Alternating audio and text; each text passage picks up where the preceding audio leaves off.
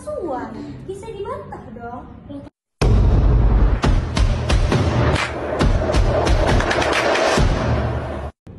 Halo guys. Nah, kembali lagi sama kami nih. Kami di sini mau berbincang-bincang tipis. Cuman sebelum kami akan membahas suatu permasalahan ini, kami mau perkenalan diri dulu nih. Nah, dari nama aku ini Adriani Roman Tobing. Aku Zulfira Masagala. Aku Nurul Askia. Aku Siti Aisyah. Aku Fitri Yuliana. Dan aku Aulia Fitriani Kusuma. Nah, yang akan kami bahas ini sebuah kasus yang lagi rame. Kasus yang akan kami bahas ini tentang soal korupsi tentang bahan pangan, yaitu gula. Nah, permasalahan ini berakar pada Bapak TL yang menyetujui impor gula tanpa koordinasi, dan beliau ini memberikan izin kepada perusahaan swasta yang tidak berhak, dan juga beliau ini tidak mengendalikan distribusi gula tidak sesuai aturannya. Nah, gimana sih menurut teman-teman sendiri? Dari berita yang beredar, beliau melakukan prosedur sama seperti yang dilakukan Kemendak sebelum dan sesudah masa jabatan beliau, di mana tembusan untuk kebijakan impor gula tersebut telah diketahui kementerian terkait seperti Kementerian Koordinator Perekonomian hingga ke Presiden. Lalu, mengapa beliau dijadikan terdakwa dalam kasus ini jika beliau sudah menjalankan sesuai dengan aturan sebelumnya? Karena beliau dikenakan pasal-pasal. Yang pertama, pasal 2 ayat 1 Undang-Undang Nomor 31 tahun 99. Yang kedua, pasal 3 Undang-Undang Nomor 31 tahun 99. Yang ketiga, pasal 18 Undang-Undang Nomor 31 tahun 99. Dan yang keempat, pasal 55 ayat 1 poin ke-1 KUHP. Dan beliau didakwa dalam kasus korupsi impor gula tahun 2015 sampai dengan tahun 2023. Pikir logikanya pengambilan keputusan setelah Mr. P atau menteri-menteri lain setelah Mr. P harusnya juga terlibat dan ditahan, karena kasus impor gula terjadi tahun 2015 sampai 2020. Aku setuju dengan Pak Fikri. Menurutku ada beberapa hal yang janggal dalam kasus korupsi kali ini.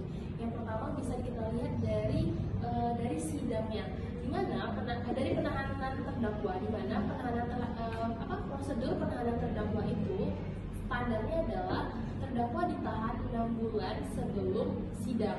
Sedangkan untuk kasus kali ini, terdakwa ini ditahan terhitung sudah 7 bulan sejak Oktober 2024. Nah, coba deh Jin, bacakan salah satu isi pasal yang menjerat terdakwa kali ini.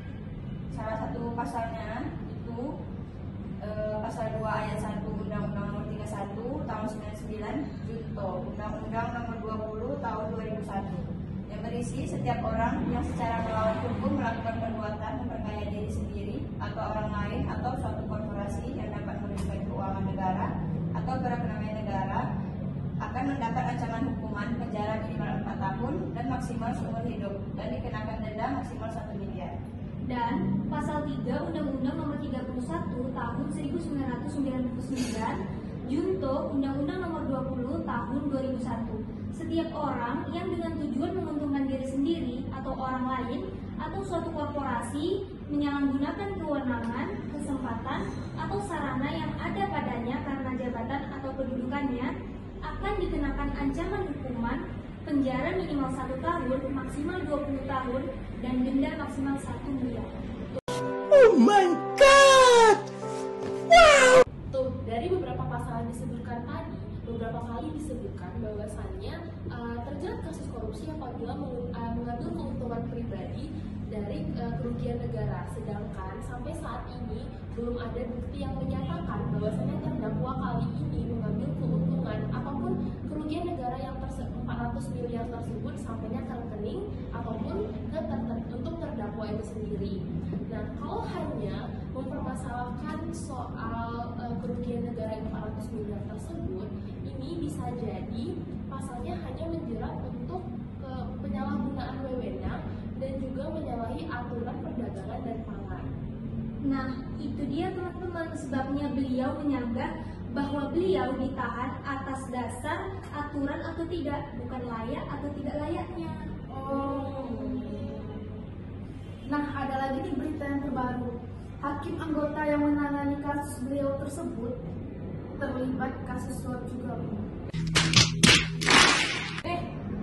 Tahan ya Kak Cindy, tahan. Ini beda lagi pembahasan nih. Kalau dilanjutin bakal kemana-mana. Sepertinya kayaknya perbincangan tipis-tipis kita ini sampai sini gak sih? Kepanjangan nih kalau mau dibahas.